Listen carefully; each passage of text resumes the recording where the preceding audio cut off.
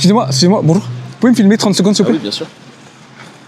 Non, Luffy ne se fait pas éclater par Akainu et il y a un peu de logique. Luffy est bien plus fort. Déjà de base, il a le niveau d'un empereur. C'est pas une fraude, comme beaucoup de pourraient le penser, comme Baggy par exemple, mais il a bien éclaté Kaido en 1v1. Son Background Gun est l'une des techniques les plus puissantes de tout One Piece qu'on ait vu pour le moment.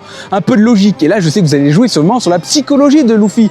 Oh, tu sais, il a été traumatisé par Akainu, Yake. Non. Oui, il y a un léger traumatisme, bien sûr, parce que son frère a été tué devant et la cicatrice qui lui fait mal quand on parle justement d'Akainu. On est d'accord, mais pas de là à être complètement tétanisé. Sûrement, vous allez me sortir l'argument du oui, mais alors tu sais, il a carrément pris 2 ans d'entraînement justement à cause d'Akainu. Non, vous n'allez pas refaire l'histoire. Il a pris les 2 ans d'entraînement parce que Riley est venu lui dire qu'il n'avait pas le niveau. C'est plus Sabaody et Riley qui lui ont quelque part même traumatisé de Grand Line et du Nouveau Monde, plutôt que Akainu. À la base, Luffy, une fois qu'il a été soigné par l'eau, il devait retrouver ses Mugiwara 2 jours après, rappelez-vous, sur l'épaule. Au final, ça a été 2 ans, donc le timelapse.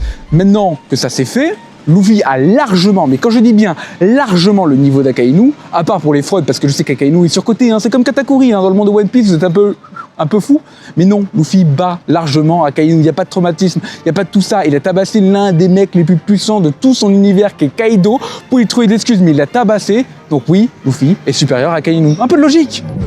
Merci.